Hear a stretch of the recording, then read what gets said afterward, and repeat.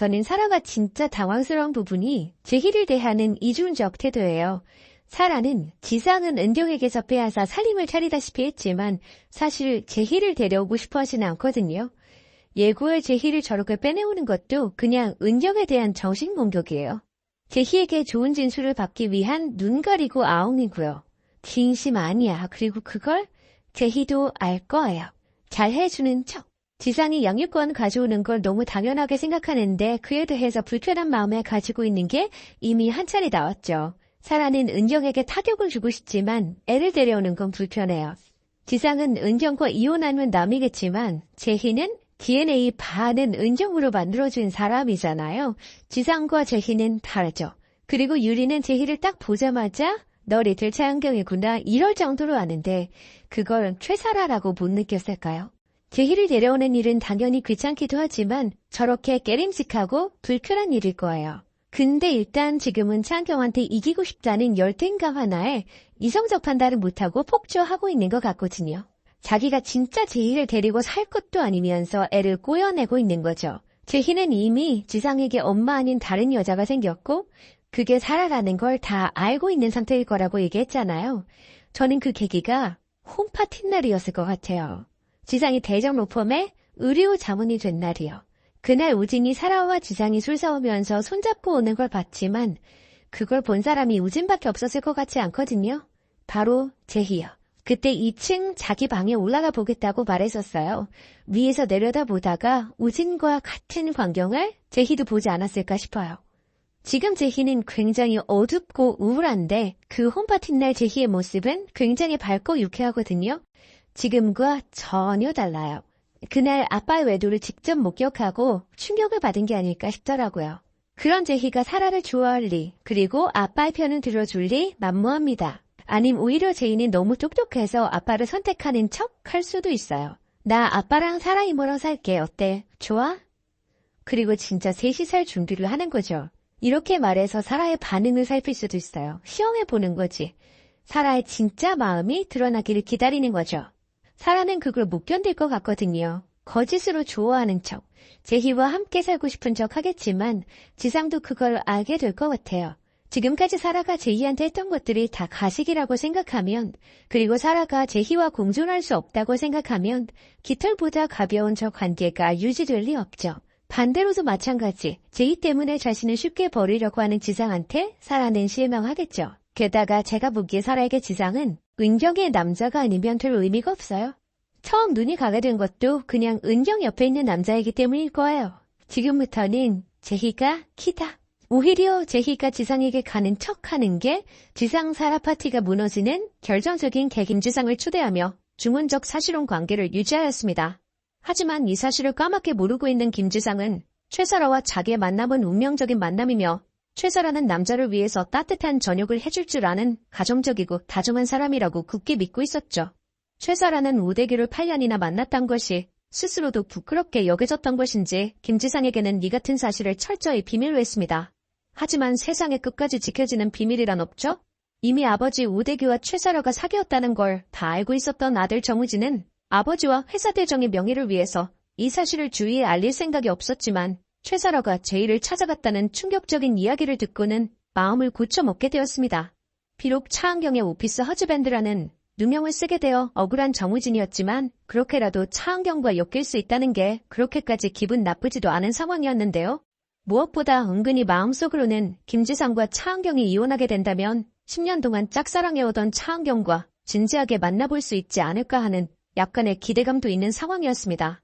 그렇기 때문에 김지상이 차은경과 이혼하고 최사라와 잘 사는 것도 나쁘지 않겠다고 생각했지만 최사라가 차은경이 가장 아끼는 보물인 제희를 건드렸다는 사실을 알게 되었기 때문에 더 이상 최사라를 용서할 수가 없게 된 것이었죠. 그렇게 정우진은 최사라의 과거를 모두 폭로하고 그녀가 제희를 키울 자격이 없다는 사실을 모든 사람들이 알게 하고자 하였습니다. 하지만 막상 그 사실을 밝히고자 하니 아버지 우대규가 얼마나 화를 낼지 공포감이 몰려오기 시작했어요.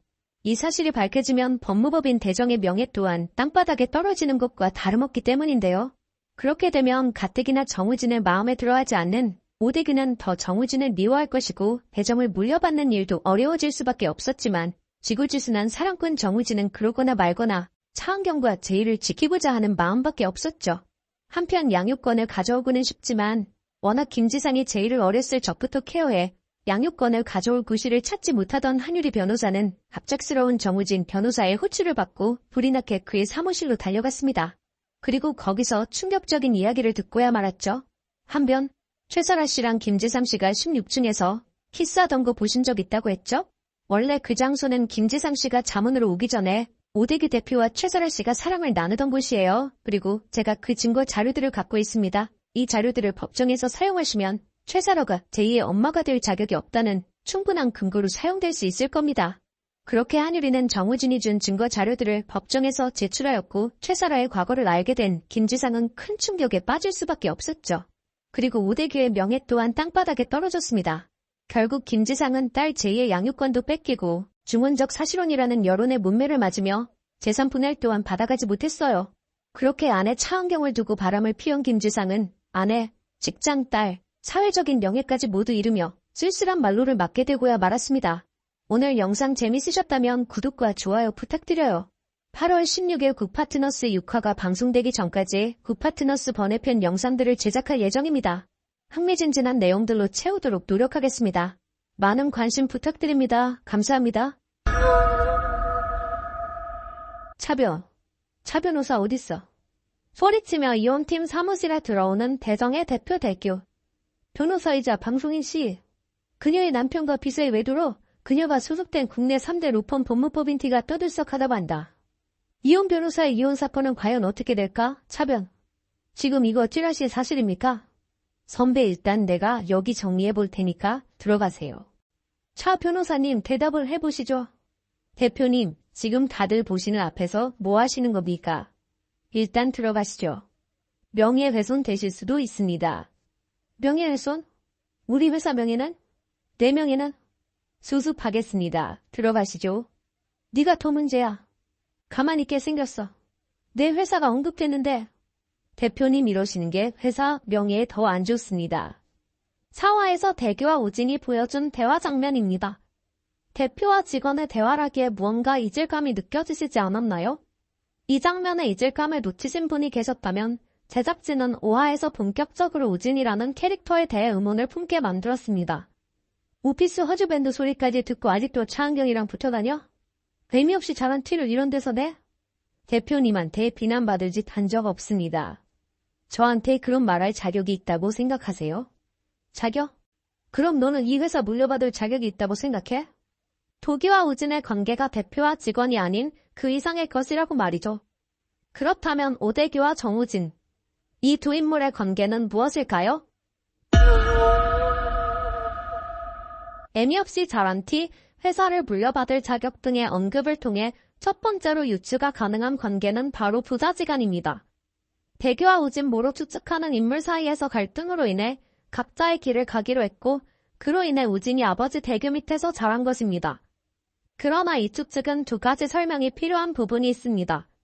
첫째, 오대규와 정우진의 연령 차이. 대규가 우진의 아버지가 되려면 21세의 우진을 낳았어야 합니다.